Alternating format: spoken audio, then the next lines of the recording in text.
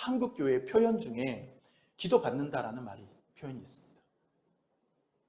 이게 맞는 말일까요? 나 어제 목사님한테 가서 기도받고 왔어.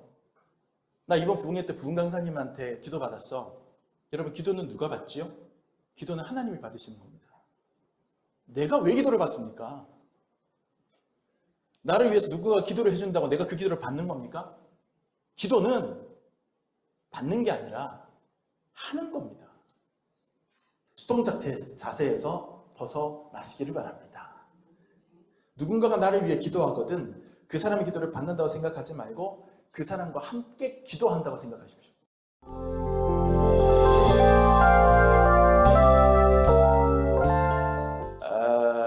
우리 애들이요, 아빠 제발 설교 시간에 아재 개그 좀 하지 마. 어제도 저녁밥 먹으면서 제가 썰렁한 얘기 하나 해줬더니 애들이 반응이 대뜸, 저는 그냥 재밌으라고 했는데 애들이 대뜸 아빠 그거 설마 설교 시간에 할 거 아니지? 그래요. 애들이 아빠를 어떻게 보고. 그래서 오늘 우리 애들한테 안 해준 제대로 된 아재 개그 하나를 하면서 설교를 시작하려고 합니다. 여러분, 포도주와 포도주스의 차이를 아십니까? 포도주는 단수고 포도주스는 복수입니다. 웃어주신 분들 감사합니다. 예의상이라도 웃어주셔서. 제가 이 이야기를 하는 이유는요, 오늘 말씀의 주제가 단수와 복수 개념을 기초하고 있기 때문에 그렇습니다. 세상은 혼자 사는 게 아니죠. 함께 살아야 하는 겁니다. 왜 그런지 아십니까? 하나님이 그렇게 만들어 놓으셔서 그래요. 하나님 그걸 원하십니다. 그래서 하나님은 우리 개개인의 신앙을 다 귀하게 보시고 하나님과 인간 사이의 1대1의 단독자로서의 그런 관계가 형성되면서도 그럼에도 불구하고 하나님은 교회라고 하는 복수의 사람들이 모이는 공동체를 만드시고 제정하시고 우리더러 그 안에서 신앙생활하라 이렇게 가르쳐 주셨습니다. 가끔 내가 교회는 안 나가지만 말이야 하나님은 믿어. 내가 교회는 안 나가지만 내가 기도는 하고 살아. 이러는 사람들 있습니다. 의외로 있습니다. 저희 아버님도 교회 나가시기 전에는 그렇게 말씀하셨습니다. 그러니까 전도를 하면 이렇게 완강하게 거절하는 사람이 있고 지금 제가 말씀드렸던 것처럼 나도 믿음 있어? 나도 신앙생활 해? 교회를 안 나가서 그렇지 이렇게 말하는 사람이 있고 그래요. 근데 그건 제대로 된 신앙생활이라고 절대로 볼 수가 없는 거죠. 하나님은 우리가 둘 이상의 지체들과 함께 위로도 하고 격려도 하고 때로는 상처도 받고 그 안에서 몸부림치면서 좀 치유되기도 하고 관계 문제 때문에 가슴앓이도 해가고 그렇게 하는 중에 극복하고 성장해 가기를 원하시는 겁니다. 그게 하나님께서 사람이 독처하는 것이 좋지 못하다 하시면서 배우자를 만들어주신 뜻이기도 하고요. 특히 우리가 오늘 읽은 이 본문 말씀은 여러 명으로 이루어진 공동체 중에서도 그 최소 단위인 2명 혹은 3명 그 모임의 관계의 중요성에 대해서 말하고 있어요.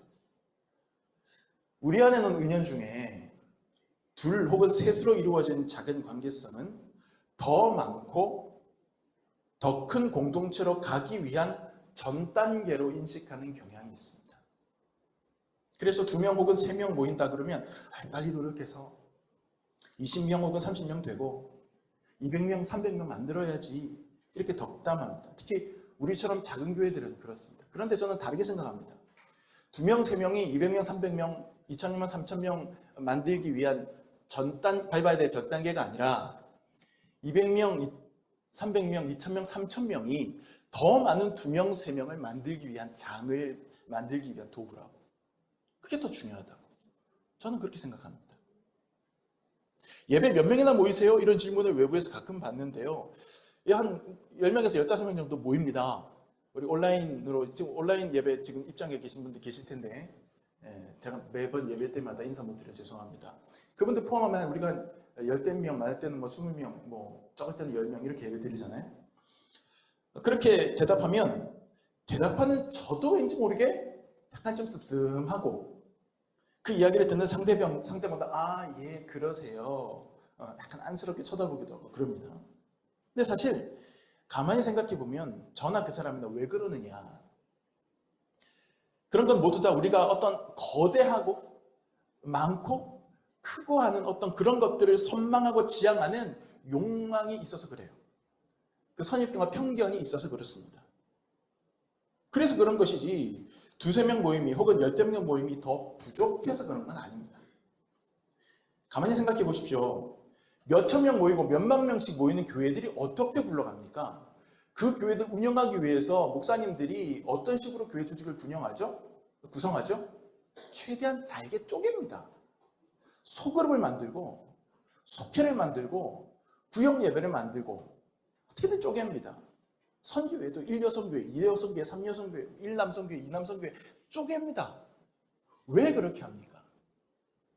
원래 그렇게 적은 인원이, 원래 그렇게 적은 숫자가 훨씬 더 파워풀하기 때문이에요. 그리고 훨씬 더 하나님 보시기에 합당하기 때문이에요.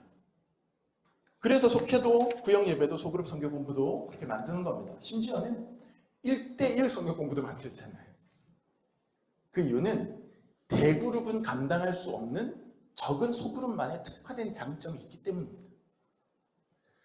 오늘 우리가 읽은 본문에서 예수님은 이 소그룹에 대해서 말씀하시는데 그냥 소그룹이 아니라 훨씬 더 작은 모임, 소그룹 중에서도 더 작은 모임, 즉 두세 사람의 중요성과 위력에 대해서 우리에게 말씀을 전해주고 계십니다. 오늘 이 말씀을 통해서 제가 몇 가지를 깨닫고 배워서 내 옆에 또 내 주변의 사람들과 맺는 작은 공동체성, 관계성의 의미를 신앙생활에 여러분들 잘 적용하시기를 축원합니다. 첫째로 예수님께서는 두세 사람이라야 되는 것이 있다고 말씀하십니다. 표현을 잘 들으셔야 돼요. 두세 사람이라야. 이 얘기는 뭐죠? 두세 사람 넘어가면 조금 어려움이 있는 것들, 그게 있어요. 15절부터 17절 말씀 우리가 한번 읽어보시죠. 15절부터 17절 말씀.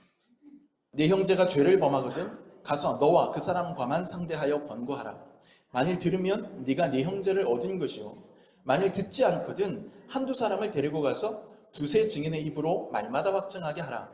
만일 그들의 말도 듣지 않거든 교회의 말하고 교회의 말도 듣지 않거든 이방인과 세리와 같이 여기라. 이렇게 말씀하고 있습니다. 이 말씀은요, 교회의 구성원 중에 누군가가 명백한 잘못을 저질렀을 때, 어떤 문제를 일으켰을 때, 그때 이 사람을 어떻게 대할 것이냐, 어떻게 치리할 것이냐에 대한 그런 예수님의 가이드예요. 예수님의 충고예요. 이 지침은 4단계로 나누어져 있는데, 먼저 예수님께서 뭐라고 말씀하십니까? 누군가의 잘못을 인지했을 때 제일 먼저는 아무에게도 알리지 말고 찾아가서 1대1로 그 사람을 권면하라, 이렇게 얘기합니다. 여기서 상대방이 고치면 다행이에요. 고치면 그 사람을 얻은 것이다, 이렇게 예수님 말씀하시거든요.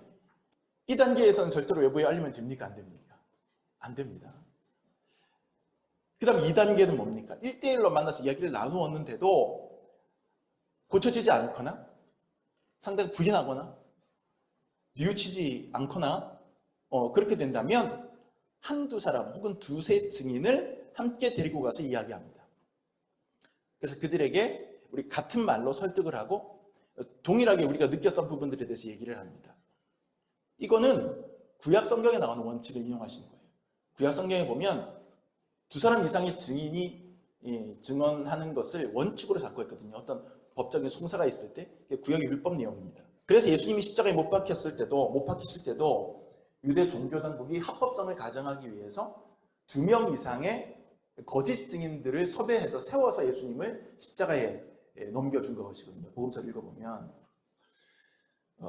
하지만 예수님의 경우는, 예수님 십자가 사건의 경우는 이 원칙이 좀 악용된 사례에 해당하는 거고, 이 원칙의 진짜 뜻은 그 사람의 잘못을 최대한 은밀하게 치리해 주고자 하는 뜻이에요. 그래서 제일 먼저가 혼자서, 그 다음에 안 될 경우에는 두세 사람이 가서, 그러니까 혼자서 감당할 수 있으면 거기까지 하고, 그 다음에는 그래도 최대한 알려지지 않도록 두세 사람 선에서 어떻게든 이 문제를 덮고 가고 치리하고 가려는 그런 사랑과 배려의 마음이 이 원칙의 이 단계에 들어가 있는 거예요. 혼자 말하면 안 들으니까 같이 가서 이야기하고 설득하는 거죠. 근데 3단계는 뭐냐면, 그래도 안 들으면 어쩔 수 없이 교회의 말에서 교회 차원에서 조치를 취하게 하는, 여기부터 오픈되는 겁니다. 그 이유는 그냥 두면 이게 더 안 좋은 영향을 공동체 전체에 미칠 수 있기 때문에 그래서 그러는 거예요. 그 교회 얘기하고 그래도 안 들으면 어떻게 얘기합니까? 이방인이나 세리와 같이 여기라. 이 얘기는 그냥 단호하게 치리하라. 그러니까 이 이야기의 속뜻은 출교까지 각오하라. 이 얘기가 이 뉘앙스 다 포함되어 있는 거예요. 굉장히 차갑고 냉정하게 이 단계부터는 단호하게 처리하라 이런 얘기입니다. 여기서 3, 4단계는 그렇다 치더라도 1, 2단계까지를 보면 어디까지나 상대방의 허물을 드러내지 않고 감싸주고 덮어주려고 하는 그런 배려와 사랑의 마음이 안에 들어가 있는 거고, 그런 배려와 사랑의 맥시멈 인원이 두세 사람인 거예요. 그러니까 3단계, 4단계까지 가기 전에 어떻게든 문제를 해결해 보려는 이 아름다운 노력이 둘, 셋이라고 하는 숫자의 의미에 들어가 있는 겁니다. 오직 둘, 셋이라야 되는 것은 둘, 셋으로 이루어진 관계성 안에 그들만 공유할 수 있는 더욱 끈끈한 마음이 있기 때문입니다. 그렇게 본다면 이 두세 사람의 이야기는 꼭 상대방이 어떤 사고를 치거나 잘못을 저질렀을 때만 적용되는 것은 아닐 거예요. 보다 적은 구성원 사이에서 보다 밀도 있는 상호관계성이 형성될 수 있음을 예수님께서 지금 이 이야기를 통해서 우리에게 알려주고 계신 것이다. 저는 이렇게 봅니다. 오늘 우리 승준이가 특송을 했잖아요. 다른 친구들은 막 초등학교 때부터 노래하고 중학교 때부터 하고 예고 가고 그러는데 우리 승준이 지금 2학년인데 2학년 봄부터 이제 성악을 이제 막 시작했어요. 하여튼 얘 뭐 오디션 받으러 가고 막 이렇게 레슨 선생님도 저하고 잘 알게 됐어요. 덕분에 친해졌어요. 레슨 선생님하고. 진로에 대한 고민과 걱정이 많았는데 저하고 이야기 많이 하고 다짐도 받고 밤에 불러서 이야기도 하고 함께 기도도 하고 그 결정했습니다. 그리고 지금 함께 노력합니다. 여러분께 질문하겠습니다. 제가 저를 좋아할까요? 승준이가 저를 좋아할까요? 목사님 좋아할 거라고 믿지만 늘 그렇다고 생각하지 않습니다. 가끔 짜증날 때도 있을 거예요. 왜냐하면 제가 전화해가지고 이번 주 며칠 날 연습하러 올 거야? 너 연습 안 하지? 밤에 몇 시에 올 거야? 목요일 날 시간 돼? 수요일 날 시간 돼? 와. 목사님 저 지금 밥 먹고 있는데 밥 먹고 와. 밥 먹고 가요. 오기로 했잖아. 와. 9시까지 와. 단호하게. 와가지고 이렇게 와가지고 한량없는 은혜 또 그러고 갑니다. 제가 잔소리를 많이 해요. 성악을 듣기 시작했기 때문에 몇 배나 노력을 해야 소리가 좋아질 게 분명합니다. 그래서 그렇게 제가 잔소리를 합니다. 레슨 안 빠지고 갔냐? 너 아침에 수업에 지각은 안 했냐? 그리고 매달 한 차례씩 주일 예배 특송을 제가 세웁니다. 절기 때 아니고 평소 때 주일 예배 특송 세우는 건 우리 승준이 한 달에 한 번씩 꼬박꼬박 둘째 주마다 그죠? 그 얘기는 뭡니까? 하나님께 찬양으로 영광도 돌리고 또 입시해야 되니까 실전 감각도 무대 경험도 좀 쌓게 하고 그런 마음이 있어요. 이번 주도 한 이틀 정도 와서 연습했고 어제도 한 2시간 연습 그냥 엄청나게 하고 돌아갔어요. 근데 말이죠. 제가 예전에 노년교회에 있을 때 보직이 교구 담당하면서 교육목사였거든요. 7년 동안. 그때 제가 굉장히 많은 어린이, 청소년, 노년부 어르신들을 담당했는데 얘한테 한 것처럼 관심과 정성을 기울이지 못했어요. 왜요? 현실적으로 그렇게 할 수가 없습니다. 제가 노년부도 담당했지만 노년부 어르신들 제외하더라도 영아부부터 고등부까지 출석 기준으로 최소한 200~300명이에요. 전도사님들한테 애들 맡겨놓고 가끔 가서 설교해주고 기도해달라고 하면 기도해주고 아주 특별할 때만 상담하고 그렇게 해도 저한테 한정적으로 주어져 있는 시간과 열정이 동나버립니다. 언감생심. 아니 주일 대예배 시간에 애들한테 중고등학생 애들한테 특송을 내줘요. 나무십자가교회 작으니까 올인할 수 있어요. 저 아이 한 명에게 우리의 사랑을 다 줄 수 있어요. 매주 하루씩 매주 이틀씩 밤에 만나서 연습하는 거 체크하고 잔소리하고 카프리선 하나씩 손에 쥐어서 보내고 한 달에 한 번씩 꼬박꼬박 특송 무대 제공해도 저에게 우리 교회의 시간과 열정은 모자라지 않아요. 그 속에서 우리의 관계는 저 혼자만의 생각인지 모르지만 더 깊어지고 서로를 향한 신뢰도 저 혼자만의 생각인지 모르지만 더 쌓여가고 그렇게 되는 거죠. 어제 제가 마음으로 또 감동한 게 있어요. 한참 연습을 하던 중에 이 피아노 반주해주던 우리 제 아내가 그냥 무심코 내일 식사를 조금 평소보다 좀 더 잘 준비하는데 버섯을 사야 되는데 마트 가서 이런 얘기를 한번 쓱 했어요. 혼잣말이었어요. 한 2시간 정도 연습을 다 끝내고 나서 애가 녹초가 됐어요. 물을 이렇게 마시고 이제 다 끝난다. 뭐 승준아 수고했다 돌아가. 그런데 애가 안 돌아가. 쭈뼛쭈뼛 거리고 있어요. 그러더니 저한테 슬그머니 와서 귓속말을 하면서 목사님 버섯 다듬는 거 도와드릴까요?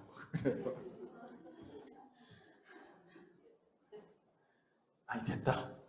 집에 가서 일찍 자고 내일 늦지 말고 오렴. 그렇게 대답을 하면서 마음으로 제가 엄청 감동 먹었어요. 작은 교회 어렵죠. 작은 공동체 힘들죠. 안 그렇다는 거 아닙니다. 근데 말이죠.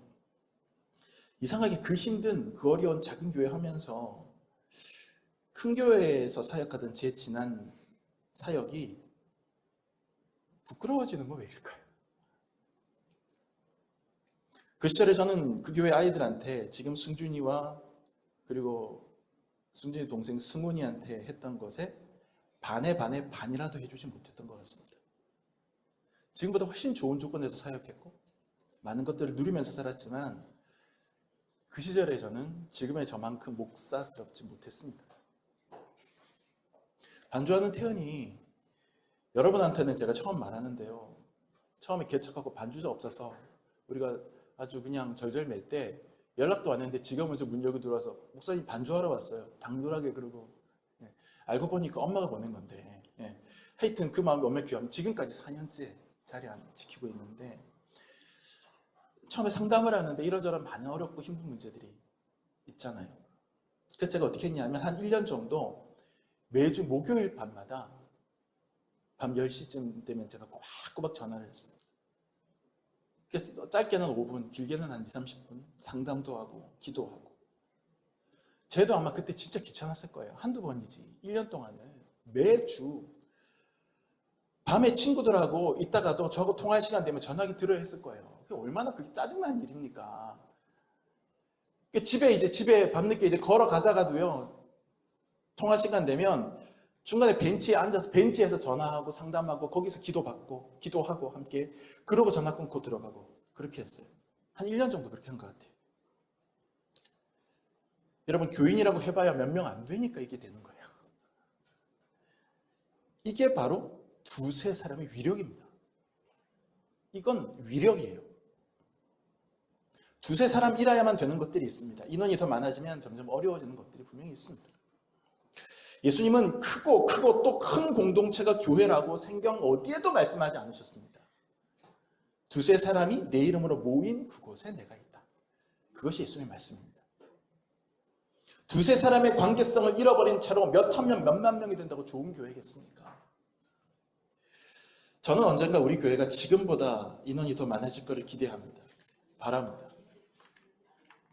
하지만 저는 제 아내와 제 가족들에게는 좀 미안한 말이지만 제가 승준이, 승은이, 태은이에게 부어주는 관심과 사랑을 더 이상 줄 수 없을 정도의 인원이 되기를 바라지는 않습니다. 예전에 논현교회 남성교회 분들이 오늘처럼 이렇게 오셔서 저를 위해서 정말 간절하게 뜨겁게 기도해 주셨는데 이 교회가 유성명 목사님을 세워주시고 이 교회가 크게 부흥하게 해주십시오. 정말 사람이 차고 넘치고 크게 부흥하게 해주십시오라고 기도해 주셨는데 너무 죄송하게도 제가 아멘 하지 못했습니다. 아멘 못했습니다. 저는. 그건 제가 꿈꾸는 교회가 아니니까요. 저는 그런 교회 만들려고 교회 개척하지 않았습니다. 한국당에 이미 그런 교회는 많으니까요. 지금보다는 컸으면 좋겠습니다. 그래도 작아도 좋고 적어도 좋으니까 이렇게 두세 사람의 관계성을 유지할 수 있는 교회, 그래서 그 안에서 진짜와 목사와 성도 간에 제대로 무언가를 나눌 수 있는 교회, 그런 교회로 우리 나무십자가 교회를 만들고 싶습니다. 뭐 그래도 거듭 말씀드리지만 10대 명보다는 많은 교회를 만듭시다. 이대로 좋다는 뜻은 결코 아닙니다. 둘, 셋의 관계성이 살아있는 가족같이 아름다운 교회를 함께 꿈꾸시기를 축원합니다.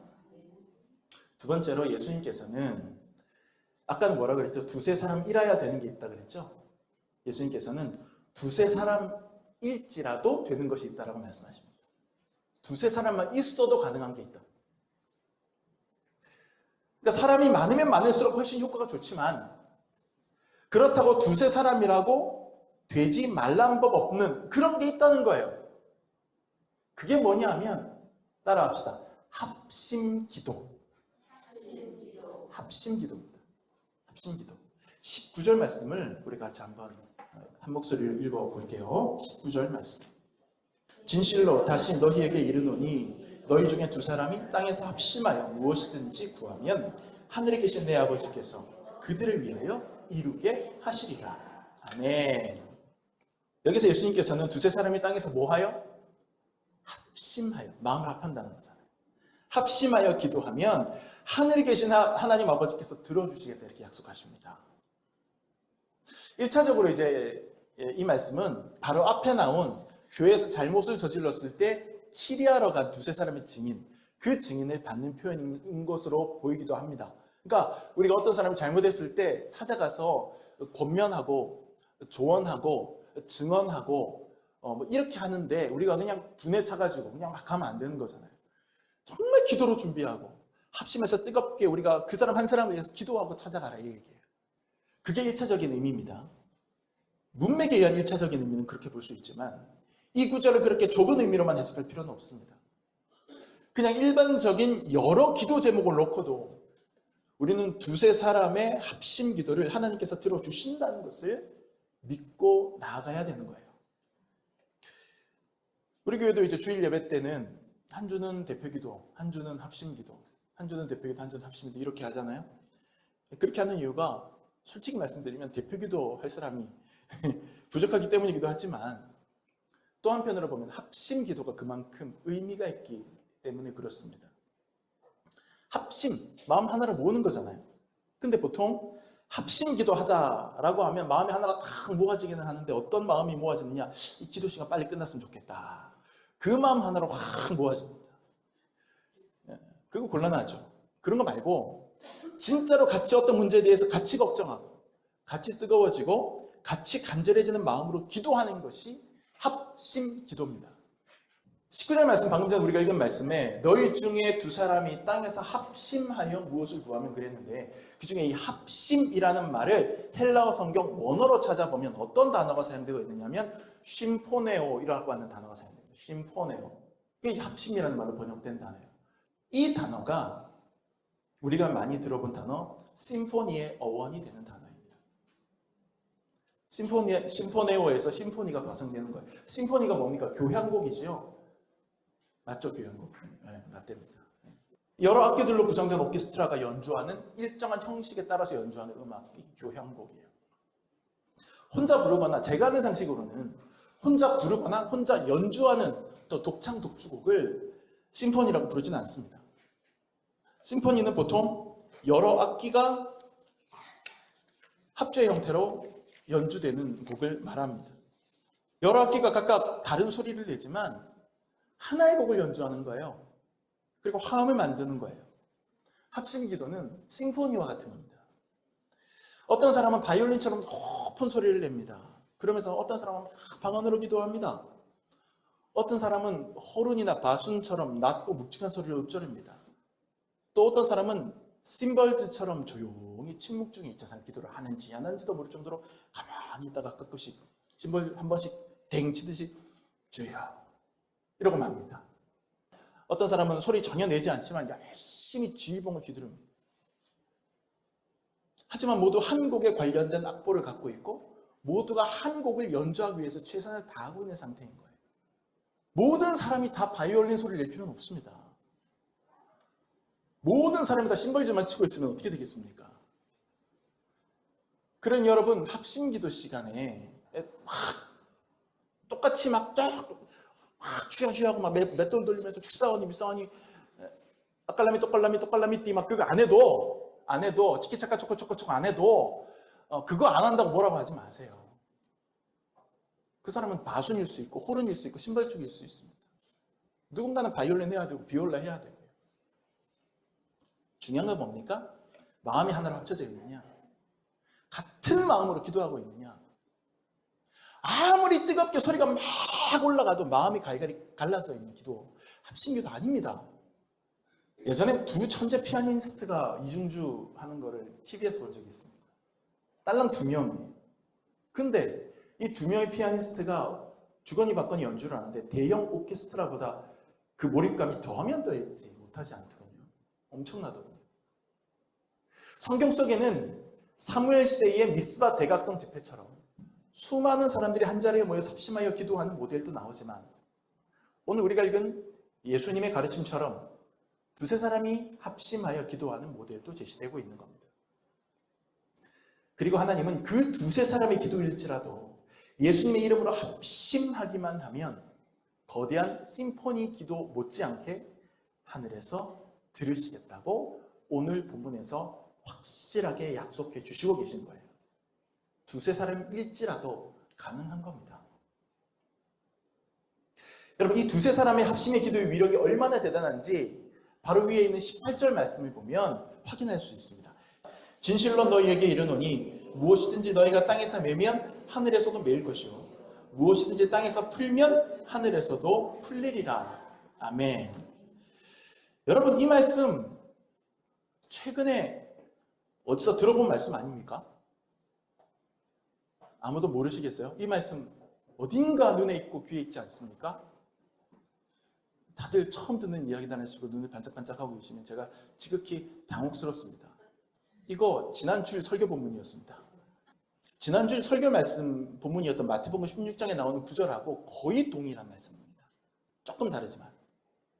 지난주 내용이 뭡니까? 예수님께서 제자들 거느리시고 가이사랴 빌립보 지방 지나가시다가 사람들이 나를 누구라 하느냐 물어보시니 어떤 사람은 세례 요한이 죽었다 살아났다고도 하고 엘리야라고도 하고 예레미야라고도 하고 그럽니다. 그럼 너희는 나를 누구라고 하느냐?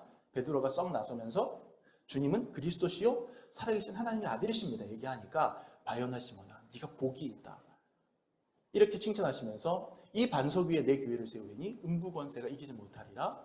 그리고 그 다음 주신 말씀이 내가 천국 열쇠를 주리니 네게 주리니 네가 땅에서 매면 하늘에서 매일 것이요 땅에서 풀면 하늘에서도 풀리리라. 이렇게 말씀해 주시거든요.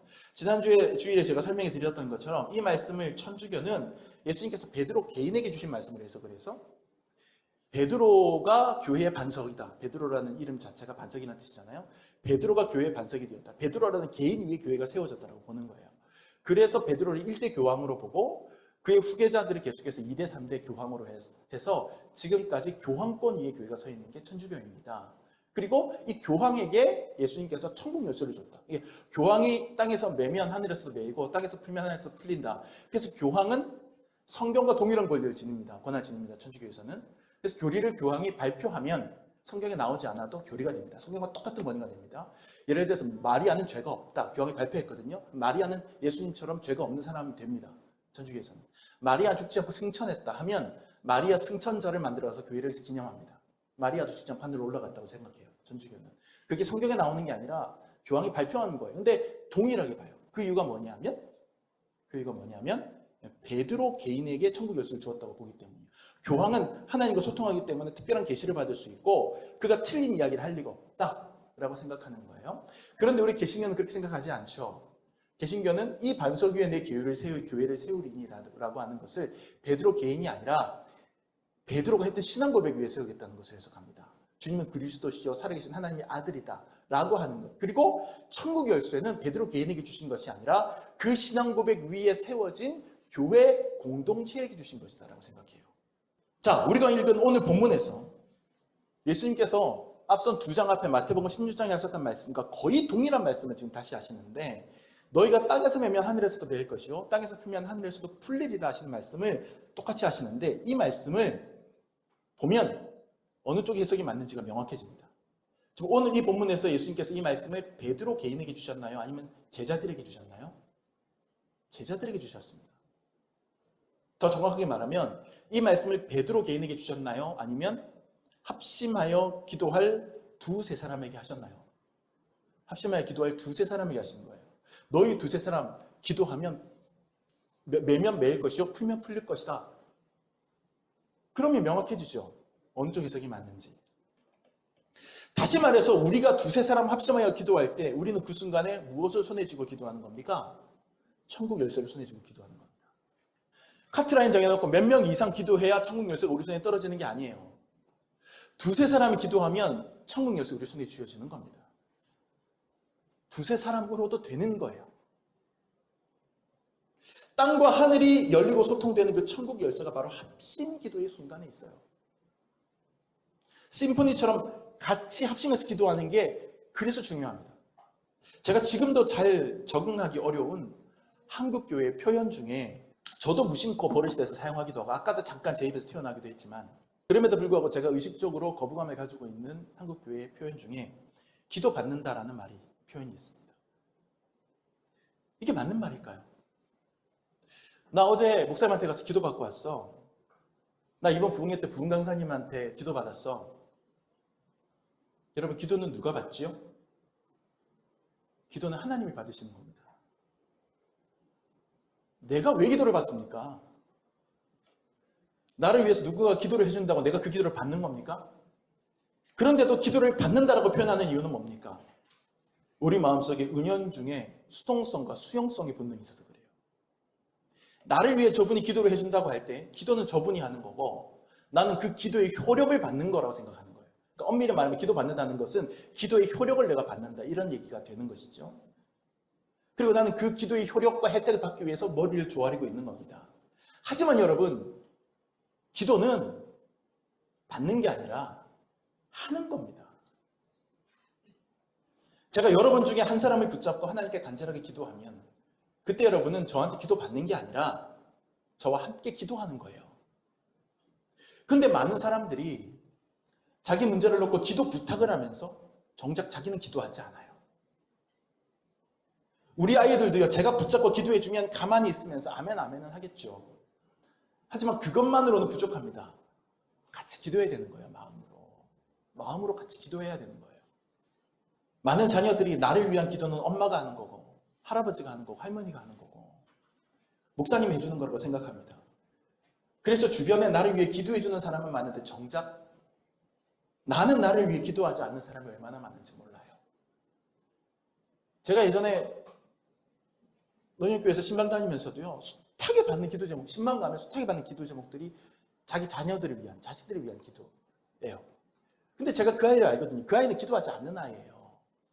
근데 그 아이 엄마 아빠는 할아버지 할머니 얼마나 그 아이를 위해서 기도하는지 몰라요. 안타까운 일이죠. 그게 제가 얘기하는 겁니다. 아이 불러 앉혀놓고 얘기하는 거예요. 기도는 아빠, 엄마, 할아버지, 할머니, 목사님 너를 위해서 해주는 것도 효과가 있지만 그 모든 기도를 10개, 100개 모은 것보다 네가 네 미래를 위하여 네 입으로 직접 기도하는 거 한 번이 하나님께서 더 크게 보신단다. 그리고 그것이 우리가 함께 같은 마음으로 온 가족이 함께 기도할 때 그 기도가 이루어지는 거란다. 근데 엄마들부터 아빠들부터 그렇게 생각을 안 해요. 대신 해주는 것처럼 생각을 해요. 그러니까 아이는 기도 한 번 하지 못하고 자라요. 기도 한 번 하지 않고 자라요. 엄마 아빠는 새벽에 가가지고 열심히 부르짖지만 안타까운 일입니다. 기도는 받는 게 아니라 하는 겁니다. 하게 만들어야 되는 거예요. 엄밀하게 말하면 같은 마음으로 같이 하는 게 아름다운 기도고 그렇게 할 때 하늘의 역사가 있는 거고 하늘에서 풀리는 것이죠. 수동 자세에서 벗어나시기를 바랍니다. 누군가가 나를 위해 기도하거든 그 사람의 기도를 받는다고 생각하지 말고 그 사람과 함께 기도한다고 생각하십시오. 왜요? 두세 사람이 합심하여 같이 기도할 때 하나님이 들으신다고 했기 때문입니다. 특별히 우리 어린 학생들, 어린이들, 청소년들 잘 들으시기 바랍니다. 여러분들 그렇게 하셔야 됩니다. 자, 오늘 우리가 읽은 본문 이렇게 마무리됩니다. 20절 말씀. 두세 사람이 내 이름으로 모인 곳에는 나도 그들 중에 있느니라. 이 말씀으로 다 끝납니다. 두세 사람이 내 이름으로 모인 그곳에 나도 있어. 나도 있어. 두세 사람의 위력입니다. 이게 두세 사람의 위력이에요. 두세 사람이라야만 할 수 있는 것들도 있고 두세 사람으로도 능히 할 수 있는 것들도 있습니다. 혹시 여러분 오늘 설교 끝나고 돌아가시면서 포도주와 포도주스만 기억하지 마시고 혼자보다 둘이 낫고 둘보다 삼겹줄이 나음을 깨닫고 돌아가시기 바랍니다. 그리고 비록 작은 공동체 우리 나무 십자가 교회지만 두세 사람 울어도 충분히 놀라운 일을 해낼 수 있음을 믿음으로, 아니 오히려 작은 공동체만이 해낼 수 있는, 누릴 수 있는 신앙의 혜택들이 있음을 깨닫고 그것을 향유하심으로써 행복하고 또 행복하고 더 행복한 믿음의 여정을 걸어가시는 우리 남십자가 교회가 되시기를 축원합니다. 또 그런 우리 교회가 되도록 기도해 주시기 바랍니다. 기도하겠습니다.